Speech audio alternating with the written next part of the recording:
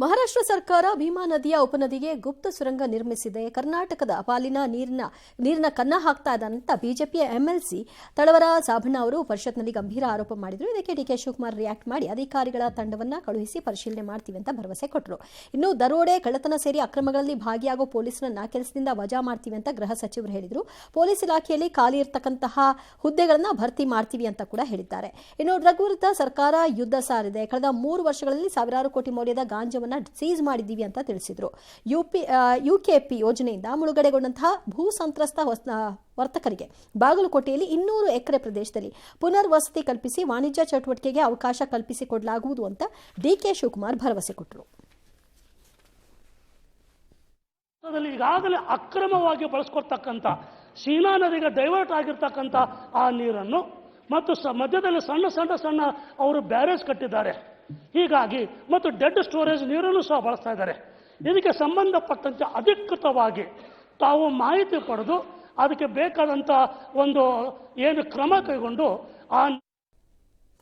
ಇನ್ನು ಚಿತ್ರದುರ್ಗದ ರೇಣುಕಾಸ್ವಾಮಿ ಕೊಲೆ ಪ್ರಕರಣ ಇತ್ತಲ್ಲ, ಅದೇ ನಟ ದರ್ಶನ್ ಆ್ಯಂಡ್ ಗ್ಯಾಂಗ್ ಅವ್ರಿಗೆ ಸಂಕಷ್ಟ ಅಂತ ಈಗ ಸದ್ಯಕ್ಕೇನಿಲ್ಲ, ಇನ್ನು ಟ್ರಯಲ್ ಎಲ್ಲ ಮುಗಿಬೇಕು. ನಿನ್ನೆಯಿಂದಲೂ ಕೂಡ ಟ್ರಯಲ್ ನಡೀತಾ ಇದೆ. ರೇಣುಕಾಸ್ವಾಮಿ ತಂದೆ ಕಾಶಿನಾಥಯ್ಯ ಮತ್ತು ತಾಯಿ ರತ್ನಬೊಬ್ಬರ ಕೋರ್ಟ್ ಮುಂದೆ ಎಲ್ಲ ಹೇಳಿಕೆ ದಾಖಲೆ ಮಾಡಿದ್ದಾರೆ. ಈಗ ವಿಚಾರಣೆ ನಡೀತಾ ಇದೆ. ಮತ್ತೆ ಡಿಸೆಂಬರ್ 29ಕ್ಕೆ ವಿಚಾರಣೆಯನ್ನು ಮುಂದೂಡಿಕೆಯನ್ನು ಮಾಡಿದ್ದಾರೆ. ಇನ್ನು ಸಿ.ವಿ. ನಾಗೇಶ್ ಅವರು ಕೂಡ ವಿಚಾರಣೆ ಮಾಡೋದು ಬಾಕಿ ಇದೆ.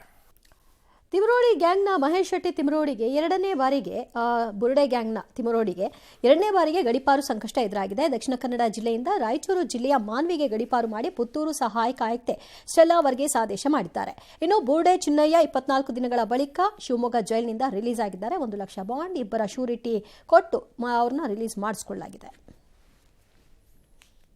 ಇನ್ನು ನ್ಯಾಷನಲ್ ಹೆರಾಲ್ಡ್ ಪ್ರಕರಣದಲ್ಲಿ ಬಿಜೆಪಿ ಪಿತೂರಿ ಮಾಡಿಬಿಟ್ಟಿದೆ ಅಂತ ಆರೋಪಿಸಿ ಕರ್ನಾಟಕ ರಾಜ್ಯದ ಹಲವು ಜಿಲ್ಲೆಗಳಲ್ಲಿ ಕಾಂಗ್ರೆಸ್ನ ಕಾರ್ಯಕರ್ತರು ಇವತ್ತು ಜೋರಾಗಿ ಪ್ರತಿಭಟನೆಯನ್ನ ಮಾಡಿದರು.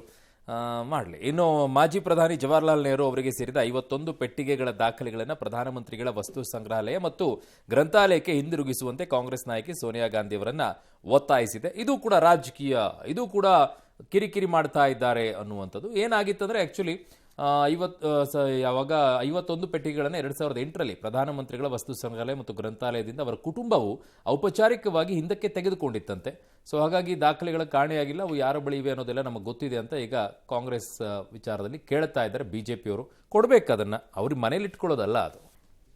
ದೆಹಲಿಯಲ್ಲಿ ವಾಯು ಮಾಲಿನ್ಯ ತೀವ್ರಗೊಂಡಿರುವ ಹಿನ್ನೆಲೆಯಲ್ಲಿ ಗ್ರೇಡೆಡ್ ರೆಸ್ಪಾನ್ಸ್ ಆಕ್ಷನ್ ಪ್ಲಾನ್ ಹಂತ 4ರ ಅಡಿಯಲ್ಲಿ ಕಠಿಣ ನಿಯಮಗಳನ್ನು ಜಾರಿಗೊಳಿಸಲಾಗಿದೆ. ಇಂದಿನಿಂದ ಪ್ರಾರಂಭವಾಗಿರುವಂತಹ ಈ ನಿಯಮಗಳ ಪ್ರಕಾರ ಮಾಲಿನ್ಯ ನಿಯಂತ್ರಣ ಪ್ರಮಾಣ ಪತ್ರ ಇಲ್ಲದ ವಾಹನಗಳಿಗೆ ಪೆಟ್ರೋಲ್ ಮತ್ತು ಡೀಸೆಲ್ ಇಂಧನ ವಿತರಣೆ ಸಂಪೂರ್ಣವಾಗಿ ನಿಷೇಧ ಮಾಡಲಾಗಿದೆ. ಈ ನಿಷೇಧವು ಸಿಎನ್ಜಿ ಮತ್ತು ವಿದ್ಯುತ್ ವಾಹನಗಳು, ಸಾರ್ವಜನಿಕ ಸಾರಿಗೆ ವಾಹನಗಳು, ಅಗತ್ಯ ವಸ್ತುಗಳ ಸಾಗಣೆ ವಾಹನಗಳು ಮತ್ತು ಅಗತ್ಯ ಸೇವೆಗಳ ವಾಹನಗಳಿಗೆ ಅನ್ವಯ ಆಗುವುದಿಲ್ಲ. ಹಿಮಾಲಯದಲ್ಲಿ ವಿಶ್ವದ ಅತಿ ದೊಡ್ಡ ಅಣೆಕಟ್ಟು ನಿರ್ಮಾಣ ಮಾಡೋಕೆ ಈಗ ಚೀನಾ ಮುಂದಾಗಿದೆ ಅಂತೆ. ಚೀನಾದಲ್ಲಿ ಯಾರ್ಲುಂಗ್ ತ್ಯಾಗ್ಪೋ ಅನ್ನುವಂತ ಕರೆಯಲ್ಪಡುವಂತ ಬ್ರಹ್ಮಪುತ್ರ ನದಿಗೆ ಮೆಗಾ ಡ್ಯಾಮ್ ಕಟ್ಟೋಕೆ ಚೀನಾ ಮುಂದಾಗಿದೆ. ಇದು 60 ಗಿಗಾವ್ಯಾಟ್ ಸಾಮರ್ಥ್ಯದೊಂದಿಗೆ ವಿಶ್ವದ ಅತ್ಯಂತ ಶಕ್ತಿಶಾಲಿ ಅಣೆಕಟ್ಟು ಆಗಿರುತ್ತಂತೆ. ಈ ಡ್ಯಾಮ್ ಭಾರತಕ್ಕೆ ವಾಟರ್ ಬಾಂಬ್ ಆಗಬಹುದು ಅಂತ ಅರುಣಾಚಲ ಪ್ರದೇಶದ ಹಿರಿಯ ಅಧಿಕಾರಿಯೊಬ್ಬರು ಎಚ್ಚರಿಕೆಯನ್ನು ಕೊಟ್ಟಿದ್ದಾರೆ. ಮತ್ತು ಇದು ಭಾರತ ಹಾಗೂ ಬಾಂಗ್ಲಾದೇಶದಲ್ಲಿ ನೀರಿನ ಲಭ್ಯತೆ ಹಾಗೂ ಪರಿಸರದ ಮೇಲೆ ಪರಿಣಾಮವನ್ನು ಬೀರುವಂತಹ ಕಳವಳವನ್ನು ಉಂಟು ಮಾಡಿದೆ. ಬ್ರಹ್ಮಪುತ್ರ ನದಿಯು ಟಿಬೆಟ್ನಿಂದ ಹರಿದು ಭಾರತವನ್ನು ಪ್ರವೇಶಿಸುತ್ತೆ. ಕೃಷಿ, ಮೀನುಗಾರಿಕೆ ಮತ್ತು ದೈನಂದಿನ ನೀರಿನ ಅಗತ್ಯಗಳಿಗಾಗಿ ಅವಲಂಬಿಸಿರುವಂತಹ ಲಕ್ಷಾಂತರ ಜನರಿಗೆ ಜೀವನಾಡಿಯಾಗಿದೆ. ಈ ಯೋಜನೆಯಿಂದಾಗಿ ಈ ಜಲಾನಯನ ಪ್ರದೇಶದ ಜನರನ್ನು ಬಲವಂತವಾಗಿ ಎತ್ತಣಗಡಿ ಮಾಡಿಸುವಂತ ಆತಂಕವೂ ಕೂಡ ಈಗ ಶುರುವಾಗಿದೆ.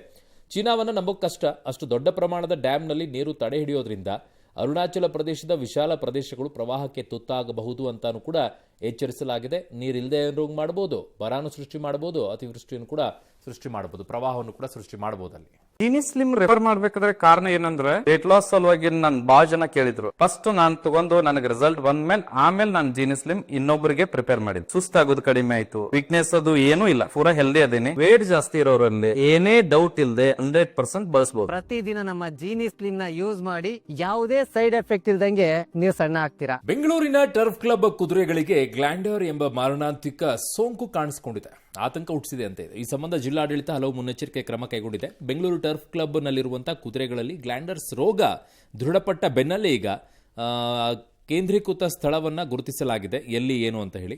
ಟರ್ಫ್ ಕ್ಲಬ್ನ ಸುತ್ತಲಿನ 2 ಕಿಲೋಮೀಟರ್ ವ್ಯಾಪ್ತಿಯಲ್ಲಿ ಕುದುರೆ, ಕತ್ತೆ, ಹೆಸರುಕತ್ತೆ ಪ್ರಾಣಿಗಳ ಚಲನಗಳಿಗೆ ನಿರ್ಬಂಧವನ್ನು ಹೇರಿದ್ದಾರೆ. ಕೆಲವರು ಶುಭ ಸಮಾರಂಭಗಳಿಗೆ ಕುದುರೆ ಮೆರವಣಿಗೆ ಇರುತ್ತಲ್ಲ, ಹೀಗಾಗಿ ಯಾವುದು ಕೂಡ ಬೇಡ, ಈಗ ಸದ್ಯಕ್ಕೆ ಬಂದ್ ಮಾಡಿ ಅಂತಲೂ ಕೂಡ ಹೇಳಿದ್ದಾರೆ. ಏನಿದು ಗ್ಲ್ಯಾಂಡರ್ಸ್ ರೋಗ ಅನ್ನುವಂಥದ್ದನ್ನು ಕೂಡ ಕ್ವಿಕ್ ಆಗಿ ನೋಡ್ಬಿಡೋಣ. ಗ್ಲ್ಯಾಂಡರ್ಸ್ ಒಂದು ಸಾಂಕ್ರಾಮಿಕ ಮತ್ತು ಮಾರಣಾಂತಿಕವಾಗಿರುವಂತಹ ರೋಗ ಇದಾಗಿದೆ. ಕುದುರೆಗಳು ಮತ್ತು ಕತ್ತೆಗಳು ಮತ್ತು ಹೇಸರಗತ್ತೆಗಳಿಗೆ ಸೋಂಕು ಹರಡುತ್ತೆ. ಇದು ಬರ್ಕೋಲ್ಡೀರಿಯಾ ಮಲ್ಲಿ ಎಂಬ ಬ್ಯಾಕ್ಟೀರಿಯಾದಿಂದ ಉಂಟಾಗುತ್ತಂತೆ. ಇದು ಶ್ವಾಸನಾಳ, ಶ್ವಾಸಕೋಶಗಳಲ್ಲಿ ಮತ್ತು ಪ್ರತ್ಯೇಕ ಪ್ರಕರಣಗಳಲ್ಲಿ ಗಂಟು ಹುಣ್ಣುಗಳನ್ನು ಉಂಟು ಮಾಡುತ್ತೆ. ಇದು ಉಲ್ಬಣ ಆದರೆ ಸಾವು ಕೂಡ ಆಗುತ್ತೆ ಅಂತಿದ್ದಾರೆ. ಮನುಷ್ಯರಿಗೂ ಕೂಡ ಹರಡುವಂಥ ಸಾಧ್ಯತೆ ಇದೆ. ಹಾಗಾಗಿ ಇದು ಬಹಳ ದೊಡ್ಡ ಮಟ್ಟದಲ್ಲಿ ಆತಂಕ ಅಂತಿದ್ದಾರೆ. ಸೋಂಕಿತ ಪ್ರಾಣಿಯ ಸಂಪರ್ಕಕ್ಕೆ ಬರುವಂಥ ಪ್ರಾಣಿಯ ನಿರ್ವಾಹಕರು ಅಥವಾ ಅಕ್ಕಪಕ್ಕದವರು ಕೂಡ ಸೋಂಕಿಗೆ ತುತ್ತಾಗುವಂಥ ಅಪಾಯ ಇದೆ. ಸ್ವಲ್ಪ ಎಚ್ಚರಿಕೆಯನ್ನಿಟ್ಕೊಳ್ಳಿ. ಚಳಿಗಾಲ ಬೇರೆ, ಬೇಗ ಸೋಂಕುಗಳು ಹರಡುವಂಥ ಸಾಧ್ಯತೆಗಳು ಇರುತ್ತೆ.